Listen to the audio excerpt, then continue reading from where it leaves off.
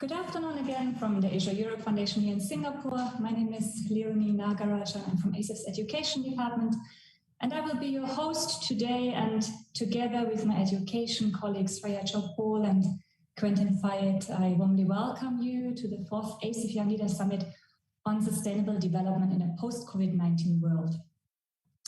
As many of you know, the ASEF Young Leaders Summit is the official youth event of the 13th ASEM Summit, which is hosted this week by the Government of Cambodia.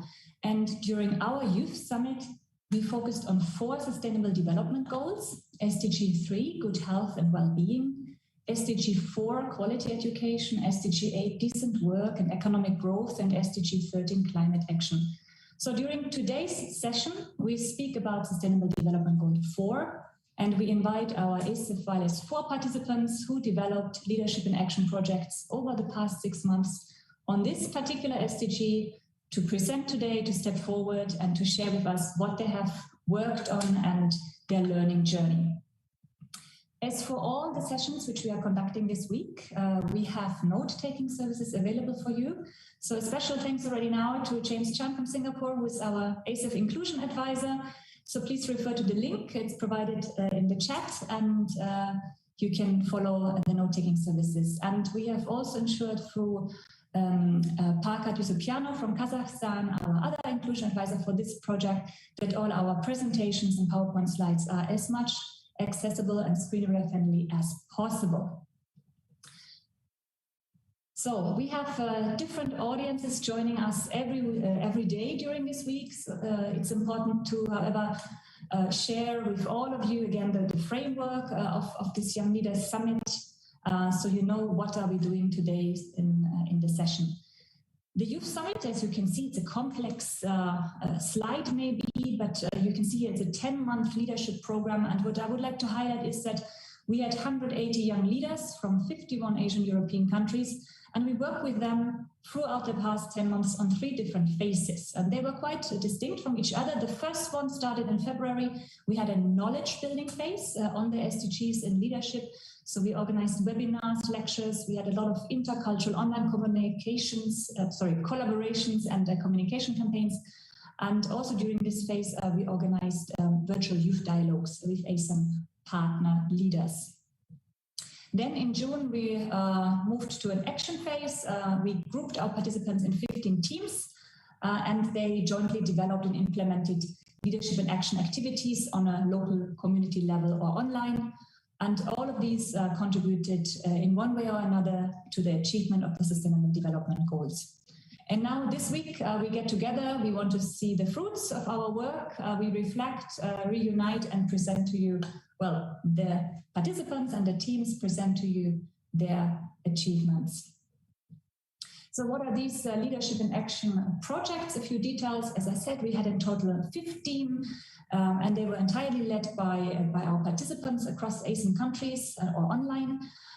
Each of them focused on one sustainable development goal. And yeah, today you will see the examples how youth has driven sustainable development in Agenda 2030. We have 4 presentations today. We had 4 groups who worked on SDG 4. And after each presentation, we engage you in a brief conversation. If you have questions, please put them in the chat, send a few notes of encouragement, compliments. If you would like to work with our young participants, then obviously this is also the right moment to let us know. So let's start with our first presentation, and that is the BEEP media campaign. Our navigator is Chandara from Cambodia, and he is supported by Laidev and Sinan. I see them already on the screen. The floor is yours. We are eager to learn what you have been up to over the last 6 months and what this project is about. Thank you so much. All right, so thanks, Leonie, for the introductions. Good morning, good afternoon, and perhaps good evening to friends all around the world. It's currently around 6 p.m. here in Cambodia, and I'm very excited to finally sharing what is going on in our project and accomplishment, and also action plans to probably looking at the futures as well. So just for your information, it stands for Basic Education Equivalency Program, which we will share the details later in this presentation. All right, so okay, so this presentation will be divided into three parts. I'll cover the first one, and I have my colleagues here, Mr. Dara and Sinan, who will do the following parts. All right, so let me introduce you to the superstars of our group.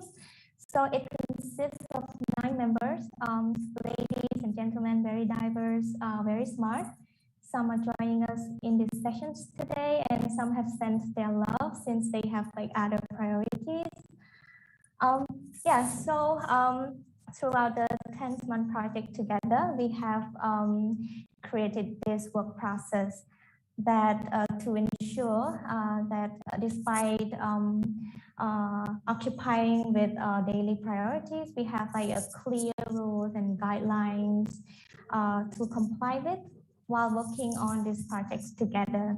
And by the time that we sit down to craft this together, we make sure that everyone feels safe about the arrangements, everyone is involved, and suggestions and concerns were being heard and organized.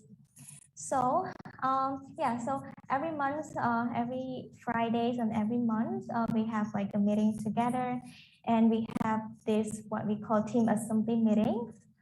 We have facilitator and like designated note takers to make sure that it's clear, short, and precise for each month meeting.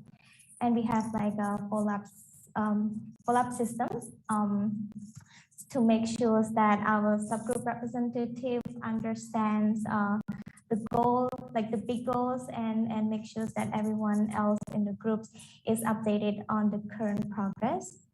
And every meeting have like a very clear agenda, pre-read materials to be sent to everyone, and we proceeded in a very like time-effective way.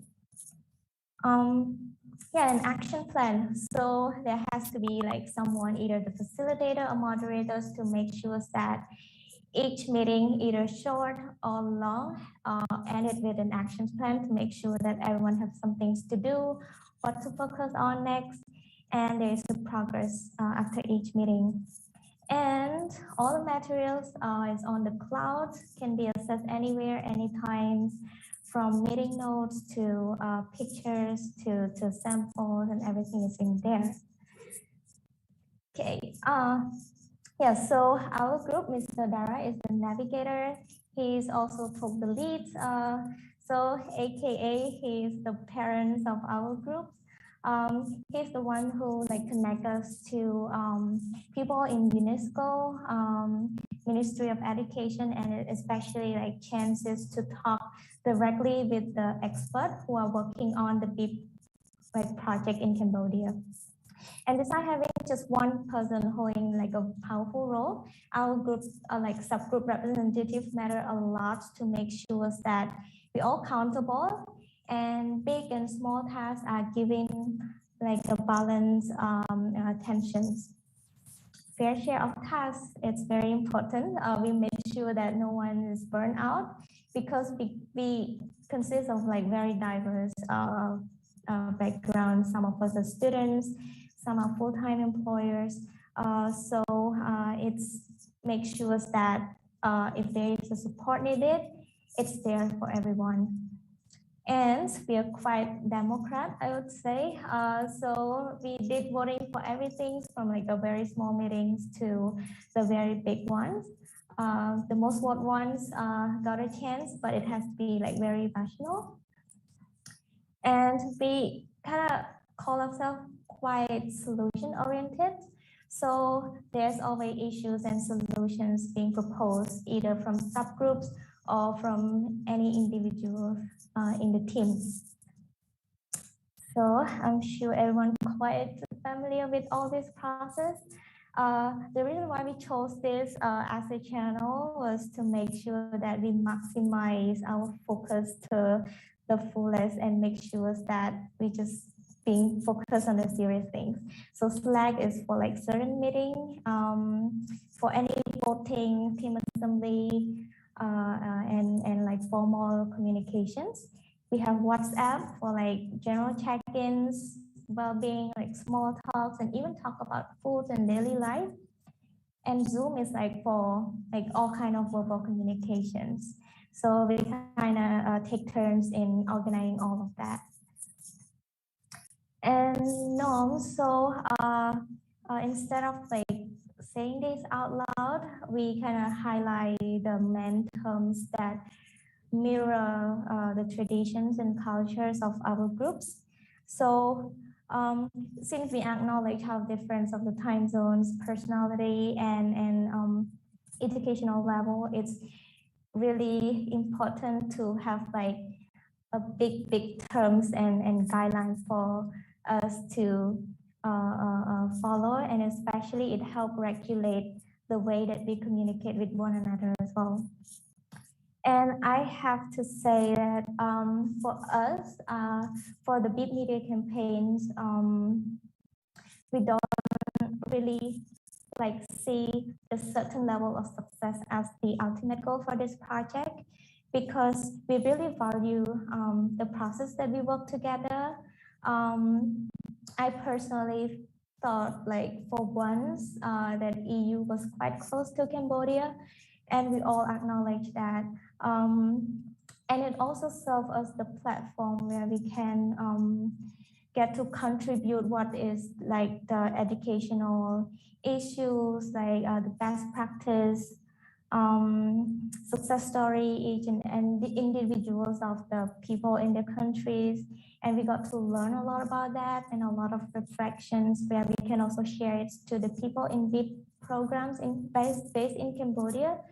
So yeah, to us, we kind of appreciate and value all of this process as much as the achievement that we have for this project. So that's it for my part. I'll hand it over to Mr. Dara to continue sharing about the BIPS media. Thank you. Thank you, Lidat. Thank you, and hello everyone around the world. So good morning, afternoon, and evening to all of you. So I just briefed a little bit about the BIP media campaign before we go to our real action, leadership in action, which is presented by Senan. So the BIP is Basic Education Equivalence Program. It's a joint initiative of the Ministry of Education, Youth and Sport, the Ministry of Labor and Vocational Training with the UNESCO. And we are the youth from around the world connecting with this program in order that we can actually promote the essence of the programs to young people who left the school, and then they are able to come back to school and continue their study, or they actually continue their study for further. So we are doing some kind of media materials, and we fall into SDGs 4, which is quality education, like our organization has mentioned already. So we have discussed a lot about what we can do, what we can initiate, like posters and all that, video, a lot of things that we can do together with. Once after talking to one another, we found one solution. We narrowed down how the project smaller and smaller due to the COVID-19. And our project is, like I said, it's about getting the dropout student back to school to have their skill. Next slide. I will go fast so that I can have some time for students to proceed for more. Our objective, the objective of our project is, one is that for education for young people is to raise awareness and opportunity for those who drop out of school and get information in order that they come back to school, and also to raise awareness that skill training is important. It's not about degrees, but skill training. Degree is also important, but skill also important.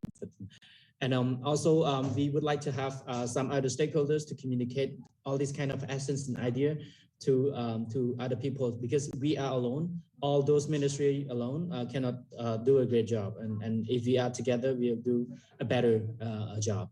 And we also want to mainstream the vocational career path to all those students as well, when they hear and when they get the information from our media materials. And we also want to empower youth, because some dropout school students, they have their talent. But they don't have opportunity to show off their talent. But if we have this kind of program, if we give them information and they come back to school, and then maybe they go to school and training center and all that, they will have actually found their talent for their futures. We will never know. And in general is we want to bring the dropout student back to school and to give them opportunity for further education. This is the main project, the main idea that we really want to contribute to the society. And we want to work together with other people around the world, with other young and talented people around the world, to give opportunity to other students to come back to school, to actually able to speak English like we do, or they have their lifelong skill for their futures. So that's what we want to do. And we have discussed a lot, like I mentioned, we want to do this, we want to do that, we want to do that. We brainstorm a lot of time. We did the meeting, but due to COVID-19 and all that, we and online working online together, and then we narrow our scope over to a smaller and smaller. To understand more details about our Leadership in Action project, I would like to invite Sinan. I'll give the floor to Sinan to proceed to Leadership in Action. Sinan, the floor is yours. Thank you for the stage.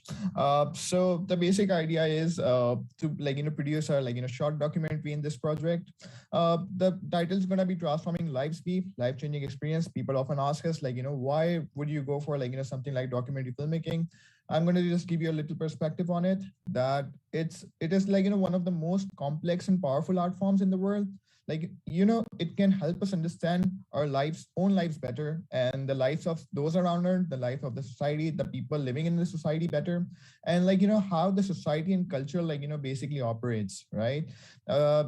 Films, to me, it has been one of the greatest influences in my life, right? And I'm sure for most of the people in this conference, it is for them as well. So most art forms, and art media forms, it reflects the eternal human search for the truth, a process where we can discuss it as both cause and effect. So the idea is to make a small documentary, 3 to 5 minutes. Our target audience gonna be secondary and high school students, particularly people, dropout students who are living in the remote areas from ages 13 to 18. And the objective is basically as simple as to explain them what BEEP is, and to promote how BEEP this whole campaign can benefit them in their lives, and how they can it can create an profound impact on their lives, right? And to see how BEEP can actually be a life-changing opportunity for them. So the main output is going to be the video is going to focus on the students experiences and testimonials for the BEEP entire campaign. Can you move to the next slide?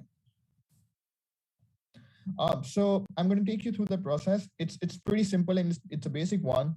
So the first one is going to be, we're going to hold a meeting with the stakeholders of Ministry of Education, Youth and Sports in Cambodia and UNESCO.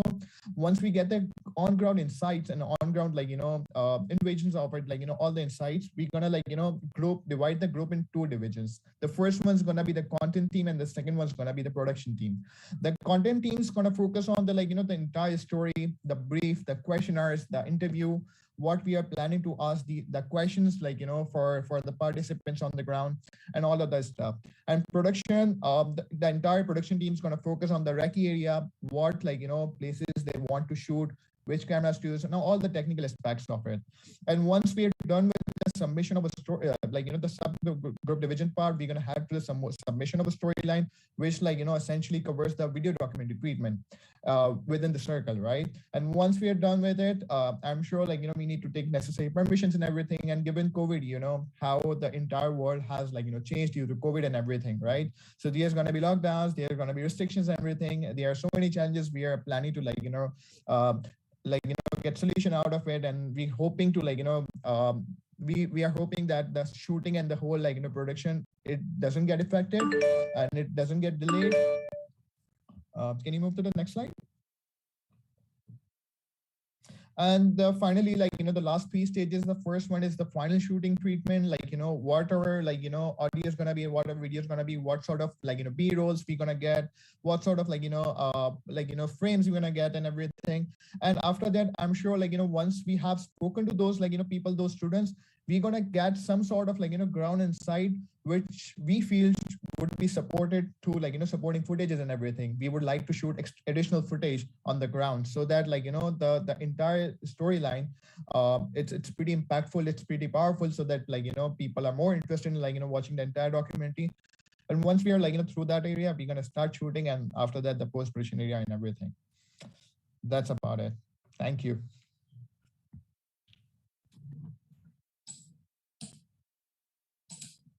Thank you so much to the 3 of you for presenting us this project. It's very much needed. I know the BEEP campaign, it's a successful campaign by the Ministry of Education and the Ministry of Labour and Vocational Training, and also by UNESCO. So it's good to support existing initiatives with an area which is still in, that's the outreach to the young people. So I have a few questions. I'm also looking at the chat if there is if there are any comments. Well, there's a first comment and encouragement from Svea from Croatia. The format of youth speaking to youth is really great, and I love that you decided to empower them in that way, to put them in an active role and make them experts of their own lives instead of talking at them. So that's wonderful, wonderful encouragement. And that's linked to my question.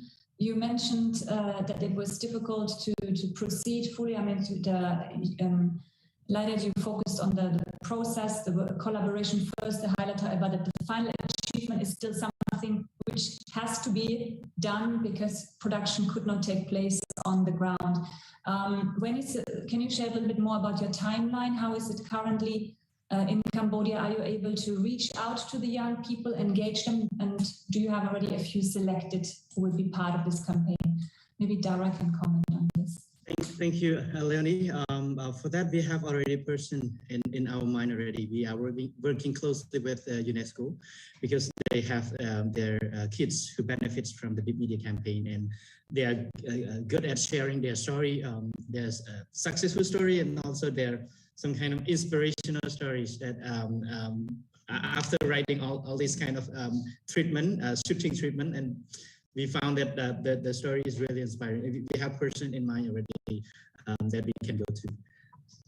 Okay, thank you. And what are your targets? You have this campaign. Are you following up on later, or is there a possibility to see what kind of impact you had with this campaign? Maybe you can share also a little bit what is the current success rate of the overall BEEP program, if you have this information available. I've been following up with the Ministry of Education, Youth and Sport, and also especially the team working with this program.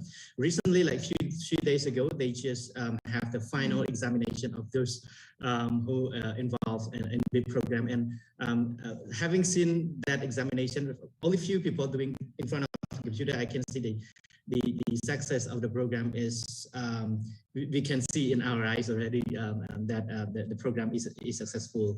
And if we could do more, I think we will get more people to come in. We hope that our campaign, even it is small, but it could impact in other way around, at least in the societal level. Thank you. Yeah, and once the first videos are out, maybe it's also an inspiration. You mentioned this project starts in Cambodia, but it could also be transferred to other countries, and other youth can support youth by sharing their own stories, how to get back into school. Thank you so much. I think we are moving on to our next project, also in the context still of formal education. And that is called Teaching and Learning During COVID-19. What do you need? I'm happy to have with us Svea from Croatia and Mayan from India, who are presenting today. Go ahead. Thank you, Leonie. I'll just start my timer so I don't pass my time, because as my team knows, I can talk really a lot. They suffer through that for a year now. Let me just share my screen. I will take you through the general project structure, and then Mayank will tell you more about our research survey.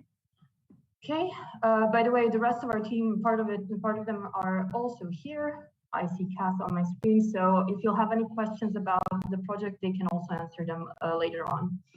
Okay, can you all see my screen? Great. So our project was called still called Teaching and Learning During COVID-19, What Do You Need? Short title, we just call it What Do You Need? So the project background, or the main premise of the project, was that we wanted to shift from the usual position of demanding something from people, especially in a time of crisis, which COVID definitely was and still is in certain parts of the world. And we wanted to instead approach all main education stakeholders, so teachers, students, and parents, with a question. And the question was, what do you need? Because the idea behind it was that we can change both how people feel in the education systems and how they react if we ask this question with true interest. So it's a very simple premise that before demanding something of somebody, we need to find out what they need in order to fulfill this demand. And we wanted that to sort of trickle down so that this becomes a philosophy that's applied within education on a daily basis. So we identified two apparent issues in education before starting the project. One is that mental health of both students and teachers is a definite prerequisite for quality teaching and for quality learning, which if you look at the research that happens, you will see that emotional well-being, mental well-being are the basis of academic success. And also for teachers, they cannot give what they do not have. So if they're tired, if they're burnt out, it's hard for them to actually create emotionally safe spaces for their students. And it's also a fact that in most education systems, mental health isn't put in the spotlight, so it's not a topic that's dealt with to the extent to which it maybe should be. The second issue that we identified was that many students, especially those who have special educational needs or come from underprivileged backgrounds, lack basic learning skills that are also necessary for them to succeed academically. So the key questions that we wanted to ask were, what does empathy in teaching and learning look like? And how can we build peer-to-peer support systems that would actually be sustainable in the long term for students, teachers, and parents? So what we did, this is the project summary. The project actually grew from my original idea, because once I got my fabulous team, whom I will introduce in the next two slides, we expanded the original project structure a bit, and I think it turned out really, really lovely, if I may say so myself. So we did 5 online workshops for teachers in Croatian. They were live on Zoom, and we had more than 400 applicants. Not all 400 turned up for each workshop, but we had the average number of people at each workshop was between, I think, 80 and 100. Then we did 4 online workshops for parents as well, with over 160 applicants. And we were also planning on doing a series of 4 workshops for students in a group of 6 that would actually take place in person. We did have 6 applicants, but then that fell through. It also had to do with the worsening COVID situation in Croatia.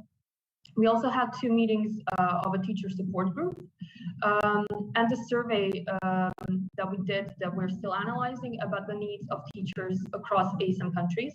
with answers from 101 teachers from 37 of the 51 ASEM countries. Mayank will tell you more about the research later, so I won't go into detail here.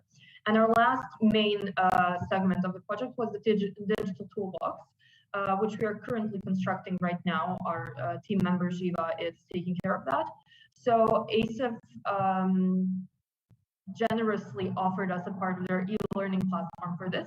So what we're going to do, we will upload all the recordings of the workshops in Croatian with all the materials, and we'll also upload the same workshops in English, because we asked our trainers to record video lessons in English that cover the same topic, so that all the materials and all the workshops that we did in Croatian will be available in English as well to teachers across ASEM.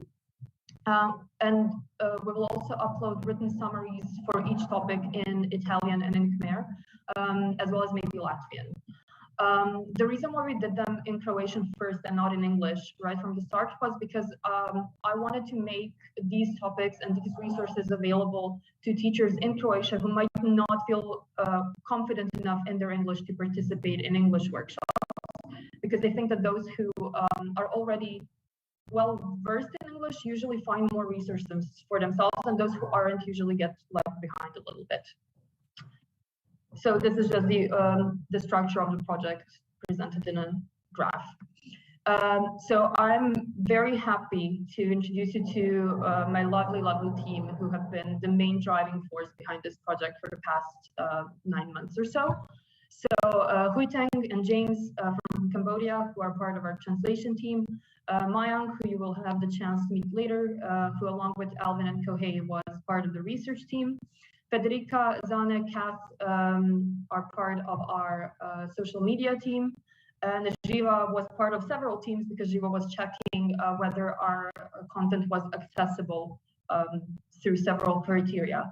Dorota was also part of our social media team, but sadly we lost her from the project somewhere halfway through, but she did contribute quite a lot in the beginning. She's actually the author of a really nice logo for the project. So just so you have the overview of who was where. So we had 3 main teams that met. We met every 2 weeks, where we would usually update each other on what each team was doing and what the next steps were. So I will just take you shortly through each main segment of the project. Actually, I will take you through the workshops and the digital toolbox, and Mayank will take you through the survey. So as for the workshops, for teachers, as I said, we had 5 workshops. You can see the topics on the slide. I won't be reading them out just so I don't take up too much time. We had overall 6 expert trainers who were experts in, who are either experts in education or mental health, or both. Usually it's both. Some of them work in education, but are also psychotherapists.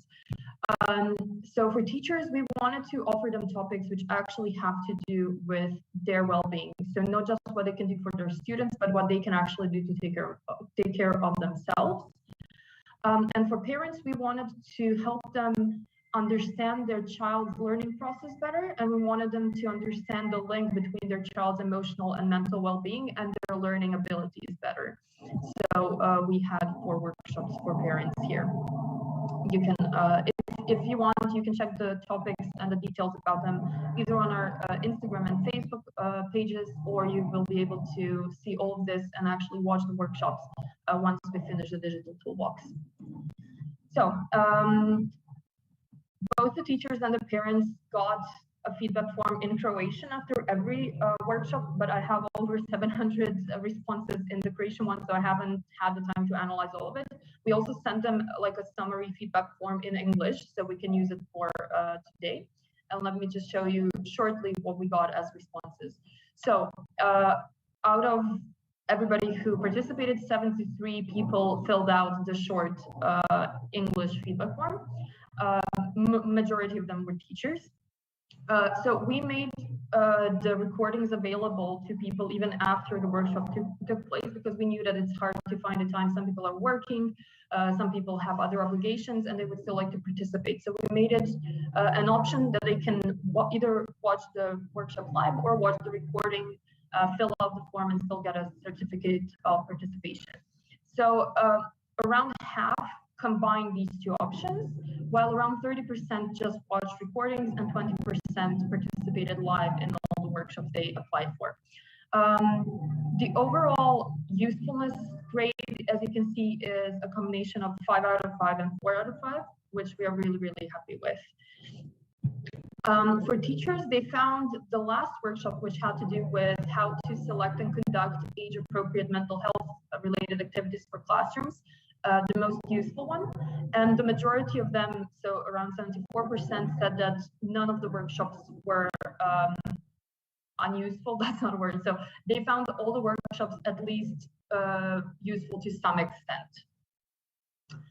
For parents, they found the second workshop about the connection between emotional well-being and the capacity to learn the most useful one, and they also, the majority of them also thought that none of the workshops were not useful to them. We're really happy with this response that around 90% would be interested in participating in similar workshops. We also got feedback from teachers asking to be included on future mailing lists if we do anything like this again, and some of them even asked if there is a possibility for them to participate as speakers. So in case we ever do this again, we'll definitely be using these contacts.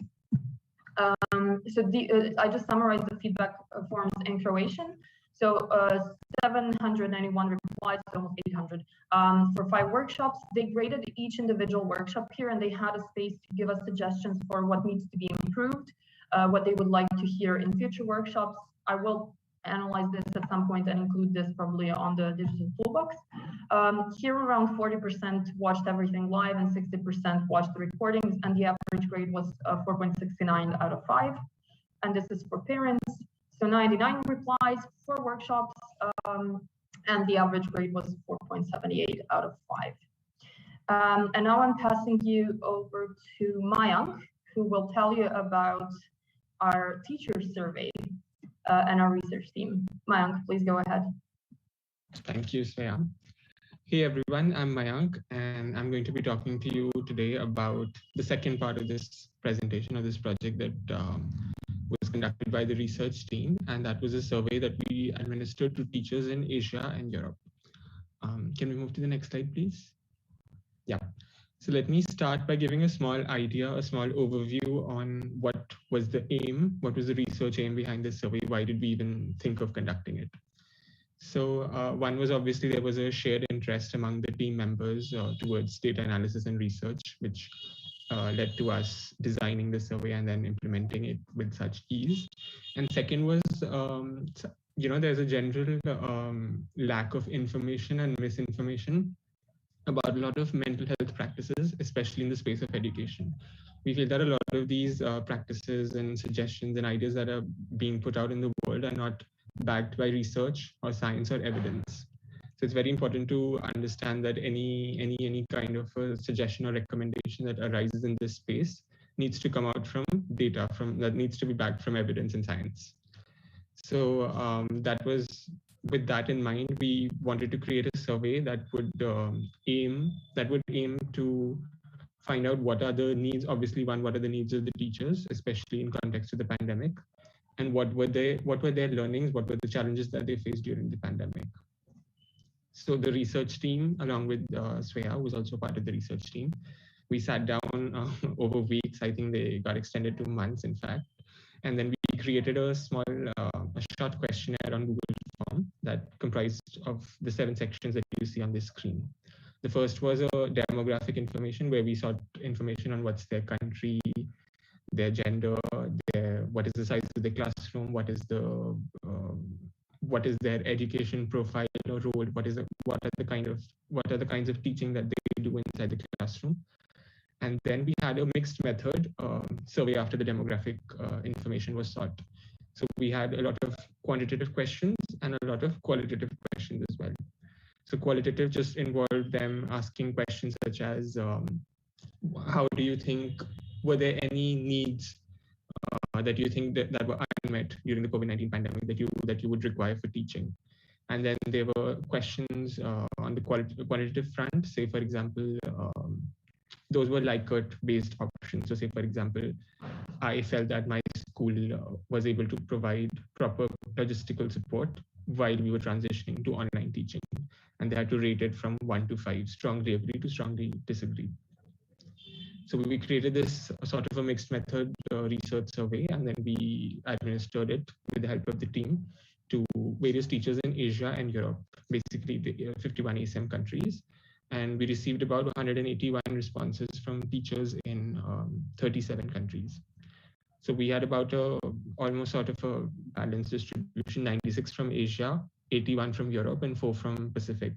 Obviously, we do understand that this wasn't a very representative sample. So we didn't have countries from all of the countries in Asia and Europe, but it's definitely enough to get some preliminary insights on what are the trends across Asia and Europe.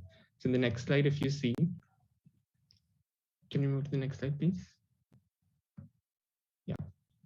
So I'm going to be presenting a few results from the quantitative survey in this presentation. So these are 5 factors that you see on this slide. These are the average scores on those 5 factors, and these 5 factors have been formed from the various Likert scale, that 1 to 5 scale options that I just talked about. So say, for example, the first one that you see, support received from school during COVID-19. So this is a whole factor in itself, but it comprised of various items. Say, for example, I was able to get proper logistical support during transition to online teaching. I was able to get proper pedagogical support from my school during transition to online teaching. So these were a lot of items that fell under this factor, and then all of them have been combined to form one factor score. And then the graphs that you see here are the average scores on each factor from Asia and for Europe. So the dark green bars are for Asia and the light green hatched bars are for Europe. And then we did a small analysis to see the teachers across Asia and Europe, which are the ones that score higher on which factors. So if you see the first one, support received from the school during COVID-19, teachers in Asia reported higher scores here as compared to teachers in Europe. And this was a significant difference too. In the second, that was the second factor, which is digital literacy. So these were items like how comfortable are you in, say, for example, using Jamboard or using Google Classrooms or creating a discussion platform for your online teaching class. So here there was a little marginal difference.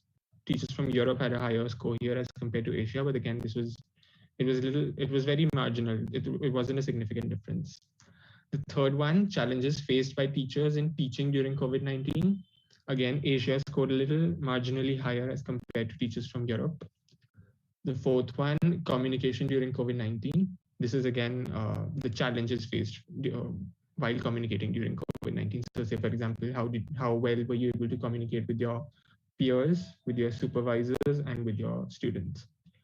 So again, teachers from Asia scored a little higher here as compared to teachers from Europe. And then the final was a little, the final factor was a little different, that we basically wanted to include this to also help them see that they could be potentially, obviously, the pandemic was obviously very tragic, but these were some items that were basically trying to gauge whether there could be some positive takeaways from the pandemic too. Say, for example, were the teachers able to understand that they could see the importance of, say, for example, implementing a digital curriculum in the classrooms thanks to COVID, which is something that they probably would have ignored before that. And I feel a lot of schools, principals, and administrators have also been very vocal about this thing. So if you see teachers from Asia, again, they obviously their perception was higher to saying that there was a positive impact of the COVID-19 on teacher digital literacy skills in general as compared to teachers from Europe. Can we move to the next slide, please? Yeah, and then we have a few correlations between these 4 factors, between these 5 factors that are spread across Asia and Europe. So if you see, again, I'm just going to point out the major 3 differences here. If you see, these are some blue circles that you see on your screen, but what do they represent actually is how all of those 5 factors that I talked about are related to each other. So if one factor increases, how does the other increase too? So if you just look at the first row for both of these graphs, if you see, you can see pretty bright blue circles for Asia between factor 1, 2, factor 1, 4, and factor 1, 5, but you don't see that for Europe.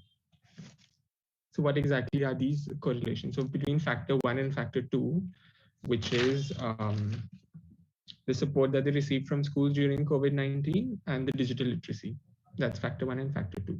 So they are positively correlated in Asian teachers, which means that obviously we can't assume the direction that more support causes you to have more digital literacy, or more digital literacy causes you to have or be able to receive more support from your schools, but they are definitely correlated. So having one also causes you to have another.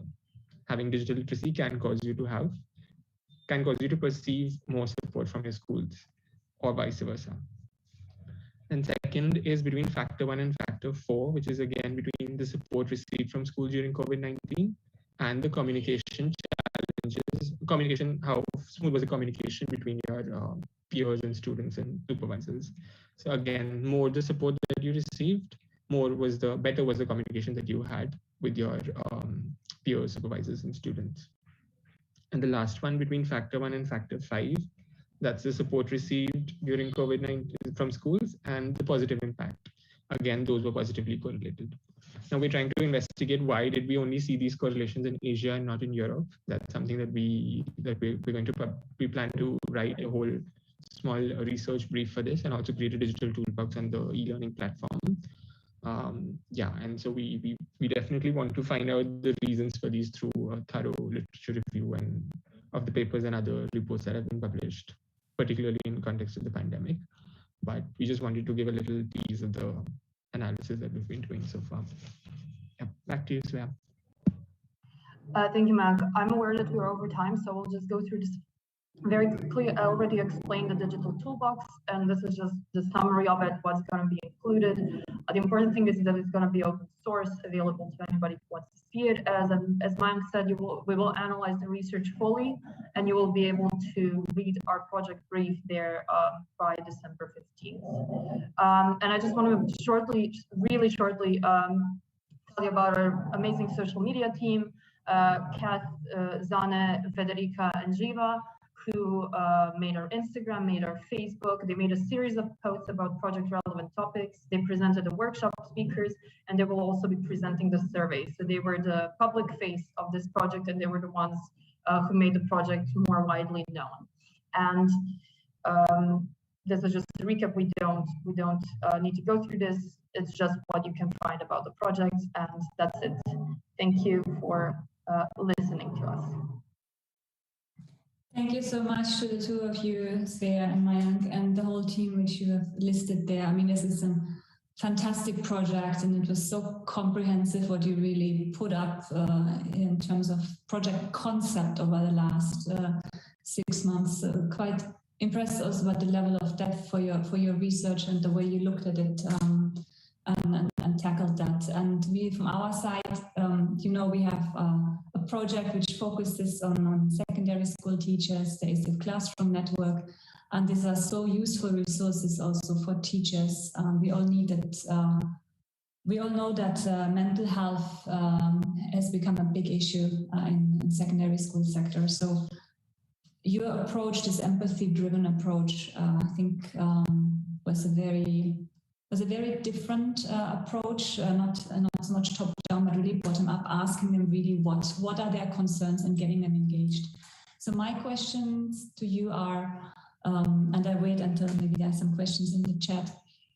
You had an amazing number of teachers who were interested, who signed up for that, for these workshops. If I remember now correctly, it was like at least over 500, even though not everybody joined each session, which is clear, but for these 5 workshops, over 500, and I think you said an average 80 to 100 people.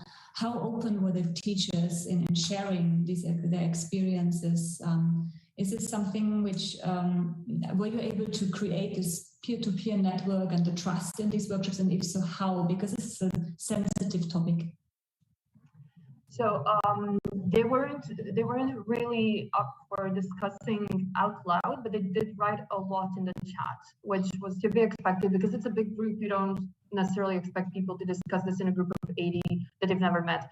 But they wrote a lot in the chat, and we made the workshops interactive in a way that we had a lot of mentees, we had a lot of We use Mural, so they had places where they could express their opinions. We have all of these saved. And when I was reading through the feedback forms in Croatian, one of the things they pointed out as one of the most beneficial to them was getting to share their experiences with their colleagues and getting to hear from their colleagues, because it made them feel like they weren't alone in what they were going through. And good to see also the toolbox. I mean, you have it available in, I think, four languages. That's amazing as well. And I mean, based on your group, I think your group is active here in doing the translation too. You did the right approach. You asked your presenters and your experts in the workshops to do it in both languages, Croatian and English. So we'll definitely promote this on the ASEF e-learning platform. Having this toolbox now and so much materials, you did this all out of a volunteering, out of your own commitment. How can you bring this a level further up? Are you talking to the Ministry of Education, for example, in Croatia, that this can be integrated somewhere, can be further used? Are you able to, do you have the capacity to do that? What are the next steps?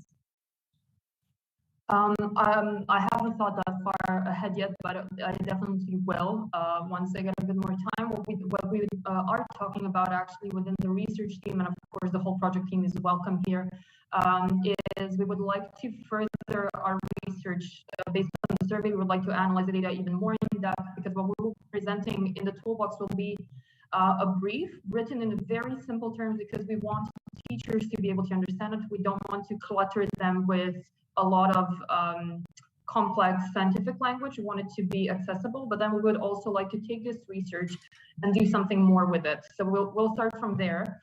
And then we will also use the network we built within Croatia to spread the word about the workshops, and then maybe see if it can be implemented further in a way that also doesn't necessarily work only on a volunteer basis. Thank you from our side to you and the team as a big encouragement to think the next step and to really leverage on the resources. Last question to Mayank, that's a personal question. What was your biggest learning from this project? Oh, my biggest learning from the project, I think it would be to, I think just the way that we, prioritized our well-being first before, obviously Sveya has always been very vocal about it, but there's something that I also, that I think that I have not really seen a lot at a lot of workplaces, that we could always, prioritize our mental health, our physical health, obviously first, especially, there was a time when there was the second wave happening in India back in April, I think 2021. I wasn't able to join meetings, say, for a consecutive 4 or 5 times. And I did miss out on a lot of stuff because of that, but all the team members were very helpful, very supportive because of that. So I think that's something, the idea of collaboration and, mixed sharing is something that has to be my biggest takeaway from this experience. Thank you. I think this is the biggest challenge for many organizations, whatever they work on, actually be true to themselves and work first internally on this matter. So looking at your empathy-driven approach, and mental health comes first. You first practice this internally, because before you're able to spread the message to others. There's one question here from the audience. Kuntet asks, and that's the last question then: how do you ensure that teachers learning to apply in their real life? Do you have an impact on that? Can you proceed? What we did was we tried to ensure this by using topics so I worked in education for 3 years, and I tried to base the workshop topics on what I actually spotted as issues. And what we wanted was not a lot of theory, enough theory so that they know it's evidence-based, but we asked each trainer to actually make the presentation as concrete as possible, to give them concrete tools and ways of using them, so that it's not just knowledge that's going to be put away on a shelf, but that it's actually something they can use in class tomorrow. So quite a lot of workshops actually also included practical materials. And then the rest is just, it's faith, hoping that they got something that they will use, and hoping that they might not use everything, but even if one teacher goes home and starts a gratitude journal and just realizes that they are allowed to take care of themselves, to me, this is success. So we're not aiming to change the world necessarily, we're just aiming to change small bits of it, and eventually that will accumulate into a bigger change.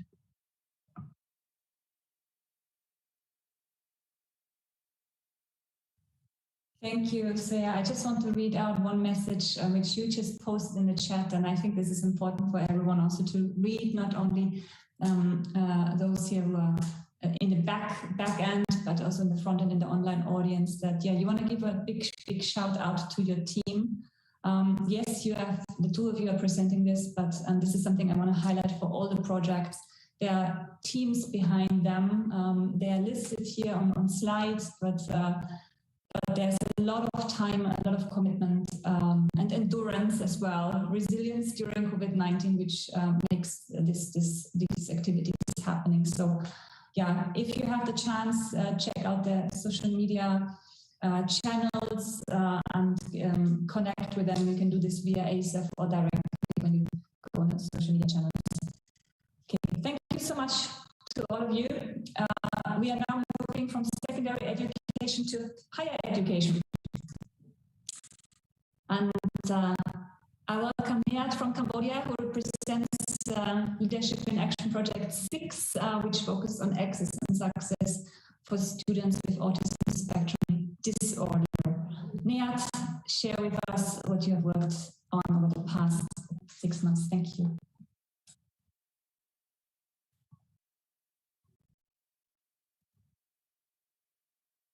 So thank you, Lonnie, for the brief information about my project.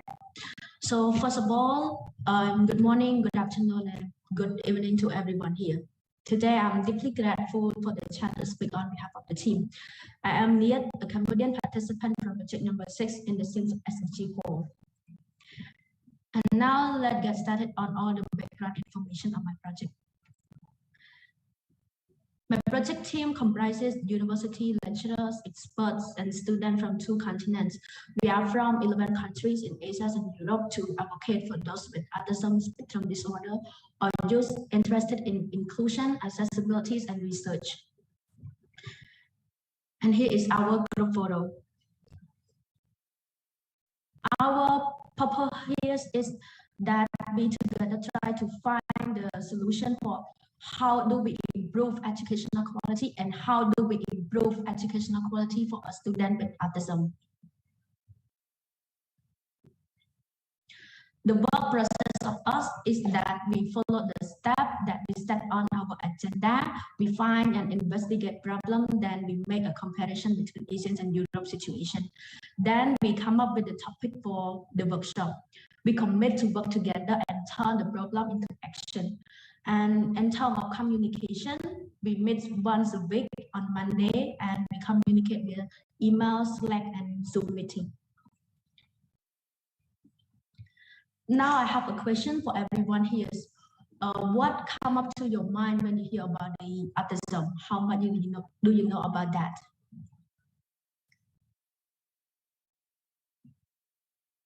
So autism, also known as autism spectrum disorder, or we know as ASD, is a neurodevelopmental disease in which variation in brain development affect how a person develops in terms of communication, social behaviors, understanding, and learning and interest. Autism begins in childhood and tends to persist into adolescence and adulthood.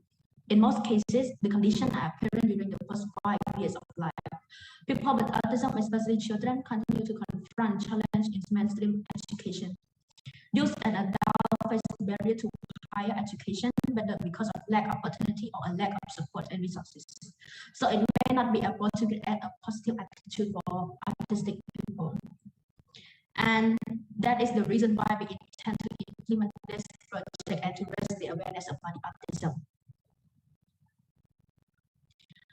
The initiative of our project, Access and Success for Students with Autism, brings together ability and higher education professionals from throughout of the ASEM country for peer-to-peer exchange and collaboration. The objective of us is to create a brief comparative research study on teaching and learning experiences for students with autism, as well as development chances and support mechanisms. During the workshop, we enhance the understanding of difficulty related to autistic people access and success. We also provide participants with the opportunity to conduct their own research, what will be implemented and advocated for in their respective institution and educational environment. And about our project timeline, in June, we worked together on discussing and preparing the project planning. And in July, we come up with the summary and analysis of the topic for our workshop. And then we succeeded in 3 workshops as in August, September, and this month, November. For our first workshop, it is about the quality of educational support for people with autism. And this workshop was conducted in a form of lecture addressing autism and discussing the solution. We invited the experts from Laos to shed some light on the issue, reflecting from their practical experiences and knowledge, including some brief information of the solution. And during this first workshop, there were around 30 participants registered, and the participants are from Cambodia, Singapore, and Laos. And here is some snapshot of the workshop.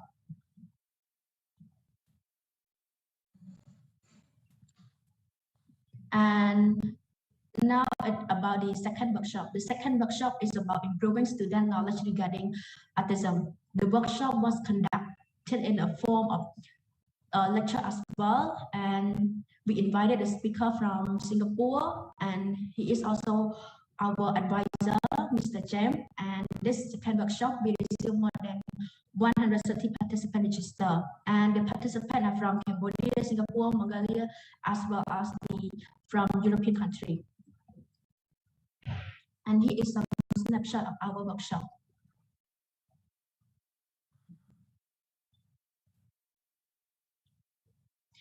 And this is about our third workshop. It was about the autistic student in higher education. And this workshop, our project leader, Dr. Mega, was the speaker. She presented briefly about the need and support for higher education with autism. The last workshop had almost 2,070 people registered, and because of the limited of Zoom, we could access only 100 of them. And the participants are from Cambodia, Singapore, Mongolia, China, Germany, and Romania. And here is some snapshot of our workshop.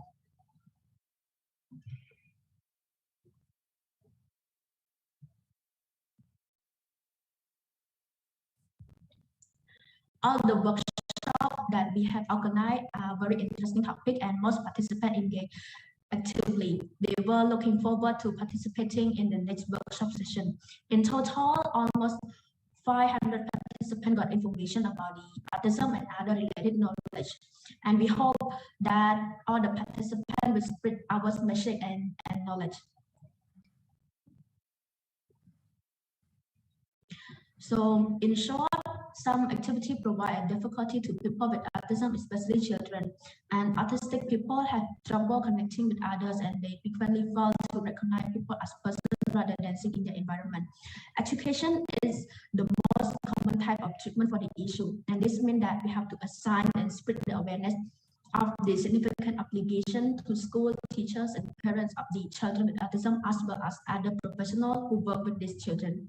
And that is the reason why this project happened. And our vision of the project is to take part in spreading awareness and finding the solution to help the autistic people.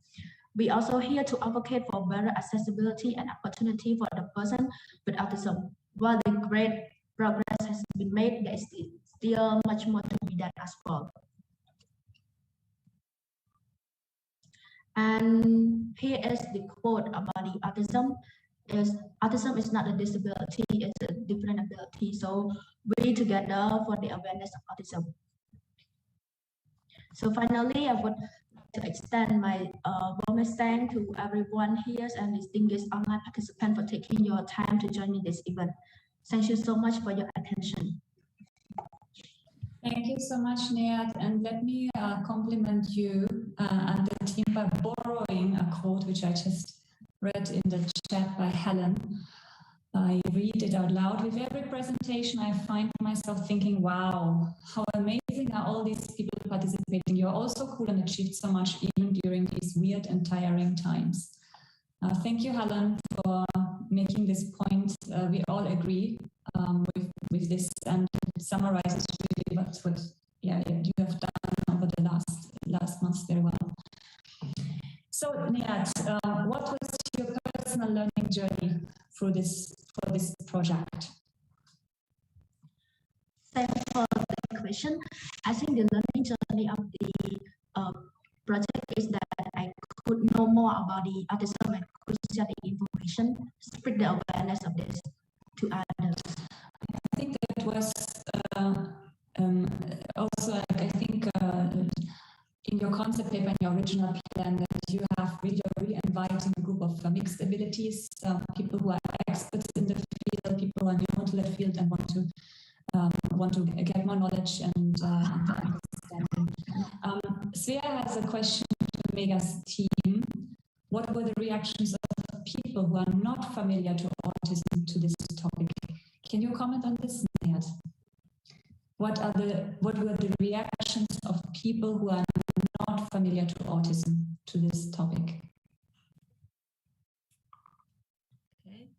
Like your audiences, what were the reactions? Yeah, of course, first of all, the reaction was not good, because we should explain many things, especially I really tried my best to work with the Mongolian Autism Association, and they first of all, they didn't agree with me and my teamwork, but at last, the third workshop, they involved with us, and yeah. Thank you. Mega is our navigator for this project, and thanks for jumping in here and answering the question. When you started this project, you gave us you explained to us why this project is dear to your heart, and I think now is also another time to not that you conclude this project, because it's an ongoing activity and you will continue further working on it, but maybe you share with our audience why you selected this topic, and you're from a university, you're a lecturer yourself. Maybe you share with us that moment in your life. Yes. Yeah, I was teaching English to students with ASD, and it was my first experience teaching with this student. So after the lesson, he asked me, please do not take more attention to me. I'm same as others. And I realized, oh my God, I have to improve my teaching method, and I have to develop myself more, even if I got PhD in linguistics, but I'm still learning about many things. And I also really, thanks to my team, especially Lowry, Neat, and Sonila, it was really fantastic and awesome project to working with all of you, and it was a really long-term project, even if yeah, it is my experience first. That's why I really want to do something to students with autism. Thank you. And I think while James is doing the note-taking in the other room, being busy with capturing all the thoughts, I think he was also very happy to be part of this project and share his experience as a student with ASD, and you invited him to this activity. So also here, the recordings will be available for those who are interested. If I heard the number correctly, Nihat, you mentioned you had 2,000 people who registered, but at the end you could only take 100. So that's quite an amazing number for any online conference, and in your case it was because of Zoom limitations you couldn't invite more. So please continue working on this field. One last question here from the audience. How different is it teaching students with ASD? I think this question is directly to Mega. Yes, yeah, it's a very interesting question, and many students with ASD have unique characteristics, and I think they need also unique methods to teaching something. I think teachers and students or their friends should help and understand them. And I think it is not very difficult, because if you know they are unique, they have unique characteristics, and you can do everything. Thank you. It's like very often it's an individualized teaching and learning experience, but that applies to all the students who have unique characteristics as well. It's about a general understanding who is in front of you, and understanding also what has been highlighted before by Svea's team, understanding what does each of the person actually need. It's an empathy-driven approach and not a generalized approach, which fits which is supposed to fit all, but at the end it doesn't. Okay, thank you so much to you as a team. And we move on to our last project for today in the context of education for sustainable development. This is parked under SDG 4 because we believe that global citizenship education is cultures, different values, but maybe the values are not so different as you found out in your project. So welcome Sandra and Dekun and Stephanie, who share with us their project Culture Telling Anthology of ASEM Folk Tales. Please go ahead. So thank you, Leonie, for the introduction. Just waiting until Stephanie has shared our presentation until I start. But while waiting, I want to thank everyone for attending today's session, for staying until the end, until our presentation, and also thank you to everyone listening in on the live stream. I am quite excited to present to you what our group has done in the last few months and weeks. So my name is Sandra, part of the Culture Telling Anthology of ASEM Folk Tales Leadership and Action Project. As Leonie already said, I think it's a bit of a different project than the ones we've heard about until now. But before heading into the main parts, so Stephanie, could you go to the next slide? Okay, so just a small credit. So this is all the people or the organizations involved in this. And then the next one, before heading into the main part of the presentation, I want to give you a quick overview of the other phases of all the members of our group who has had crucial roles in bringing this whole project from an idea to something tangible during these last few weeks and months. And from all of these three, it's going to be Dekun, Stephanie, and me presenting to you today. So then the next one slide, please. The presentation will look as following. I've already given you the short who we are, the phases of the group. So next I will go into another short briefing of our project pitch. What was the original idea? What is the whole project about? Before handing over the mic to Dekun and Stephanie, who will then tell you more about the relevance to the SDG 4, the relevance in general of our whole project, the outline, what we've done, what were the outputs, and then especially what are we going to do from now on, what are the outlooks, and what is waiting for all of you later. So the project itself, what is it? Culture Telling is originally initiated by Ruth. Next one, please. Yes. So initiated by Ruth, who acted as our navigator until she unfortunately had to take a step back due to personal reasons quite early on in the realization phase, handing over most of the organizational part of the project to me and an extension to the whole group as a collaborative effort. This, of course, put a small bump into the road of our project, but we are really happy to say that we've overcome all the difficulties. Well, not really difficulties, but it's just a small bump, and are quite excited to show you what we've done. The project, what is it does? So Culture Telling is or as it eventually got the name ASEM Folktales, is a journey through the literary heritage of Asian and European societies by sharing folktales of all the ASEM countries, and thus as the project itself aims to find common values rooted in our society and translated through time and through all of those folktales. By doing this, we want to find the similarities in our beliefs, but also celebrate the differences in deeply rooted concepts of our society.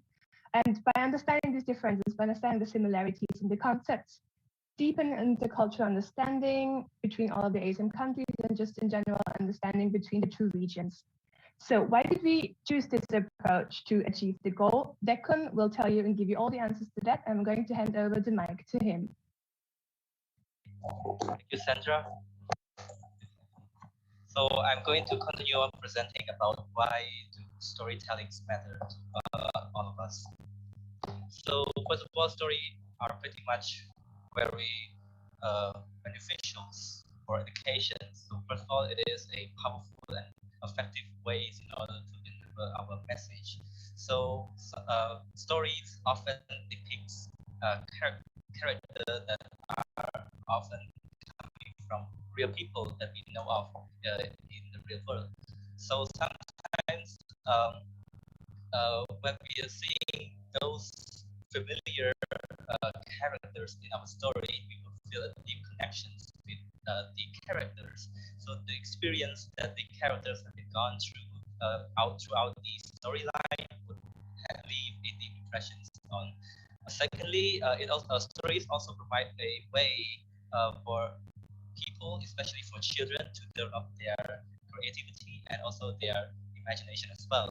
Because stories contain a lot of, I would say, fictional events. Sometimes like plants can walk, animals can, like cats can fly, turtles can fly, and such.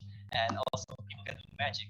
So these are all pretty much imaginative things that did not really happen in our real life, but it is happening in the stories. And this can provide children ways to develop their creative minds and also to express themselves and also to create new and innovative ideas to see and to deal with certain issues they have faced. And thirdly, they also enable stories also enable us to develop a understanding on a certain issue in a fun and creative way. So we will say that sometimes stories can have a lot of plot twists that we didn't expect, and sometimes we really invest our time into reading these stories, and along the way we will also invested our time learning about the key messages that these stories provide us. And what are the stories that we are collecting? So it contains various sorts of stories such as epics, fables, fairy tales, legends, and myths of heroes, and which are all very important to each and every culture they are originating from. And all of these stories have the same common goal, which is to deliver a key message and life lessons for the readers. And also, they also depicts the diverse settings, diverse elements of the origins of the origins of their country as well. And next slide, please. So why would we choose resilience as our theme to collect these stories? So because we know that throughout these 2 years we have been in a COVID-19 pandemic, which has provided a lot of negative impact on our life, whether it is our professional life. Declan, sorry for interrupting you. Can you hold the mic closer to you? It's a little bit difficult. Yes, and I love your passion, how you share with us the project, but when you hold the mic, you probably have to hold it very still so the connection is not interrupted. Okay. Thank you so much. Thank you. So again, why would we choose the theme resilience? You see that we have been living 2 years in the COVID-19 pandemic, which had a lot of negative impacts on our professional and personal life. And so we see that resilience is reflecting in our own experience. So we have throughout this whole 10 months of our projects, we also had faced a lot of difficulty as well. So the products that we've seen throughout these weeks are not an easy feat. It requires a lot of commitment and also a lot of strength to pursue on. So that's why we choose the resilience in collecting our folk tales. Next slide, please. So resilience can have a lot of different meanings, different on different culture. So that's why we made this Mentimeter in order to collect the answers from you guys. So shout out to Helen for organizing all of these Mentimeter. So we see that there's a lot of different answers. So we can see that strength is the most frequent word that is correlated with resilience. And we also see a lot of words that are not in English as well. And there's also some interesting words, like such as bamboo, which I think that it serves as a metaphor that explains what resilience could be. Exactly. And the other questions, which is about you are resilient when you are able to bounce back from hardships, or when you train your body and mind and soul to focus on. So these are all the answers that you guys have provided us. And these terms, these sentences also reflect to our story as well. So we have collected 10 stories. Next slide, please. So we have collected 10 stories across Asia and Europe. So the first, we see that in the last slide, there is a term which related to bouncing back from hardships. And this term reflects in the tale that raised by Sandra, which is about the dear Augustine. So we should see that when we read this story, we would emphasize with Augustine because he also faced the same experience as well, because he went through the Black Plague and he was able to overcome his difficulty during the Black Plague as well. And moving on to Asia, we can see the story coming from Noel, which is about the rice goddess, also about the overcoming the hardships, the difficulties as well. So in these regions, in Thailand, there is a golden land, as we would say, and there's people who face a lot of difficulties when they harvest their rice. I won't go into too much detail. Just to provide some teaser, spoilers. So this is also about the background hardships as well. Next slide, please. So coming from Cambodia, you can see that in Khmer, we don't really have a word for direct translations from resilience, but throughout the story, it kind of reflects the events, the phrases inside the story kind of reflect the meaning of the word resilience. So here we can see that the character in one of the tale, the shrimp, uses his knowledge to solve to prevent himself from being in a dangerous situation. And also about other tales which reflects the other the different words of the word resilience. So resilience is not also about overcoming hardships. They're also overcoming. They're also about endurance, about perseverance as well. So the stories from Helen, which is about the tales of the character called Marican, also provides the meaning of the word resilience through perseverance. And about the tale of the origin of Munich, coming from Stephanie, is also about flexibility of how people rebuild the city of Munich, which is also reflects in the meaning of human resilience. So that's all, and I will give the floor to Stephanie. Thank you so much. I'm going to try to be fast so that we can stay in the 15 minutes. So what we did, we set up a website, thanks to Noel, who had like some knowledge in setting it up. It now looks like this. It is also a shout out to him. I don't know if he's here, but he did a very amazing job. And the website is also online. So if you guys are interested, please check it out. Then you can also find the details already on the website. And of course, we are going to add more to the website as soon as we get them. You can read the stories in the mother tongue as well as in English. So if you guys are interested to experience or learn or get deeper into one of the Asian Europe languages, then feel free to try your luck with the manuscripts. And we also recorded the tales in the original language. I'm not going to play it right now, even though we would have the link here because of the time. However, like I said, you can find all of these on the website as well as on SoundCloud. We also set up an Instagram account, so feel free to follow us on Instagram. I think and hope one of my colleagues is sharing the link to our Instagram or the name in the chat so that you guys can find it. We are going to share a lot of stuff on there, as well as the graphics and the stories itself. So this will look like this most probably.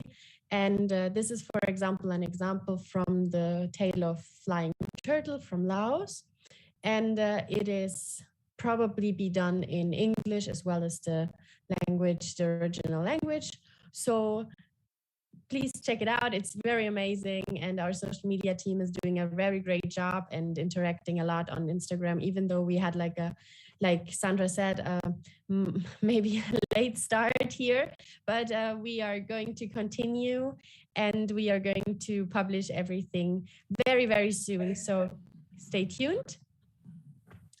But now to our most important question, probably, why does all this matter? The intangible results of our projects for now are that we want to expand on cultural understanding between ASEM countries and finding the common indifferences, and also learning the process of the different concept of resilience in different countries and cultures.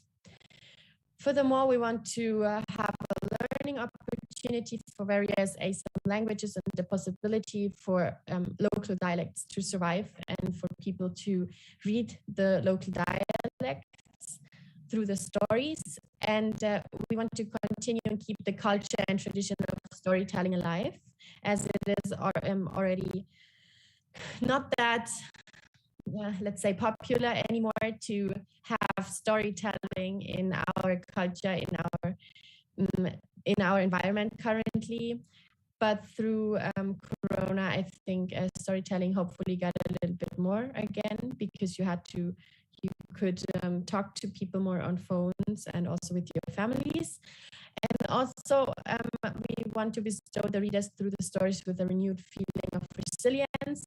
Yes, we can do this. We set this project up, even though we had some bumps, and you can all do this as well, to build on during these hard times as well for the post-COVID-19 world. Oh, that is wrong. Yes, so outlook, what are we planning to do for the future? We are looking forward to further analyze common concepts and understanding common roots in the conceptions of resilience across the ASEM countries. We want to expand our archives of ASEM stories. So that's why we want to include all of you guys and want to ask you to please submit your stories. If you have something in mind about resilience, please get in touch with us. We would love to keep this project going. We want to create a discussion on transcultural understandings representing in folk tales as well as adding further categories to resilience, but also other categories probably. And then we want to set up podcasts, videos, collaborations, and expert insights. We originally planned to have a lot of this stuff already, but yes, we think that we have this done very, very soon. Then we want to give a shout out to the Asia Europe Foundation for supporting us along the way and for giving us the opportunity to bring our stories alive through these two amazing artists. So also feel free to follow them. They did an amazing job with creating the pictures, which you can probably see in one of the next slides, all 10 of them. And yes, here they are. They look fantastic. And thank you again to the Asia Europe Foundation for bringing these stories alive. It was really fun to see the end results, and I hope you guys like them as well, and as much as we do. So yes, thank you so much for your attention and this great experience. And these are the 9 of us for now. And if someone wants to reach out and want to include their story, we would be happy to have them on our website. And that's it. You can send us an email to asemfolktest@gmail.com or drop us a message. And yes, I think I'm going to hand over to Leonie again. I do it now physically. Big round of applause from my side. It's an amazing project. We followed it closely, and it's fantastic to see how you started with a resilience mapping, really discussed the concepts of resilience in current times, and then looked for stories which can help along the way. So really big compliments, kudos to you for having this kind of approach, then integrating these beautiful visuals, engaging Julie from China and Disha from Pakistan, setting up this website, having the stories also in the original languages as well as in English, so it's accessible for anybody who wants to listen. And I think the next project, or your current project, should be, we have 51 ASEM countries. You could have almost one story per week for another year, even though we all hope that it will not be as the past two, but this is in a way our resilience roadmap. And I really wish that whoever listens to you today is interested in submitting a story from her or his own country. So really congrats to you. There is I have to check now if it's a question or if it's a comment. I cannot identify this so quickly, so I just read it out from Farah. It's really fun to know other tales across Asia and Europe. I hope this project would continue and help others during the pandemic. Farah, here's the question. I want to ask if we can submit tales and stories from our countries, especially from Indonesia. We have diversity in every area, so there's a lot of tales. Anyway, good luck to the project. Sandra, it's thumbs up, but... The answer is, of course, please submit all your tales, also illustrations if you're a bit more of an artist, and we will share all of it. Just as Stephanie already shared on the last slide, follow us on Insta, check our website, or drop us a message either via asemfolktales@gmail.com or just via Instagram. I think that's the easiest to find, and we will get in contact with you and we can work on this together. We want to include as many people from as many countries. This is an open project for everyone to join. Thank you. Kuntet has also commented, it's a beautiful project, love the idea and wish to be more sustainable, wish to be sustainable and alive. So again, reminder, well, Sandra and Stephanie and Dekun, what are they supposed to do? Send it to contact you via the website, send the story, a podcast, or what are the practical next steps? What do you expect, or what do you hope to get from interested participants?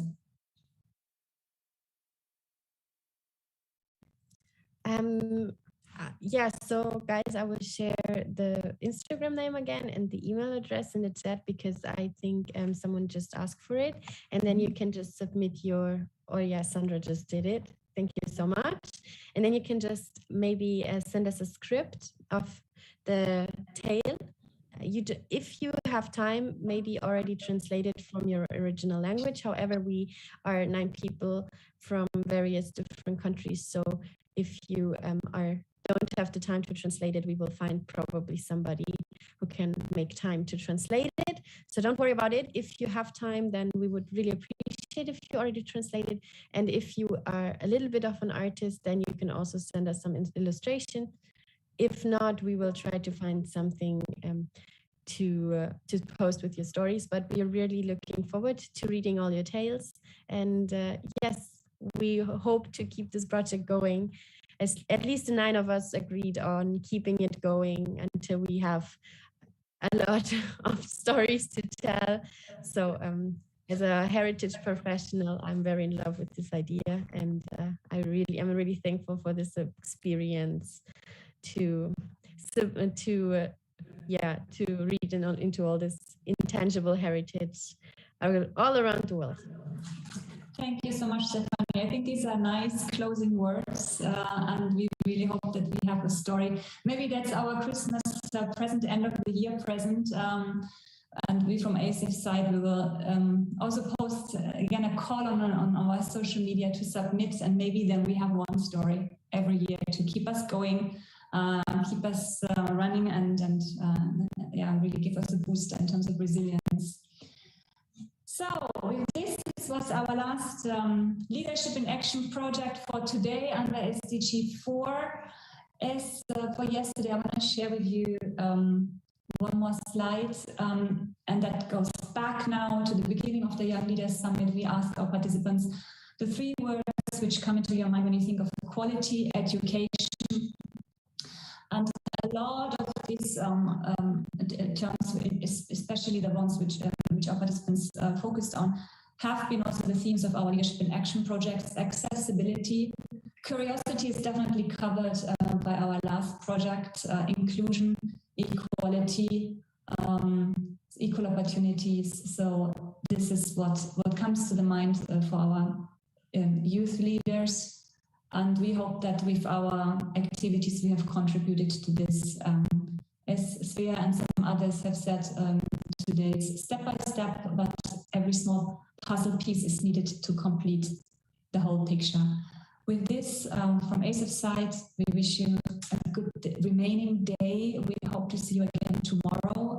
We focus on SDG 8, decent work and economic growth. And after tomorrow's presentation, we are really excited because we are going to launch our ASEM Youth Report with over 13,000 youth voices, which shared with us, who shared with us their experience on leadership opportunities, leadership barriers in their own countries.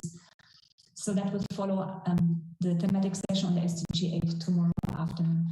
Yes, a round of applause again to all of you. Really wonderful how you have been committed over the last months and the outcome of it.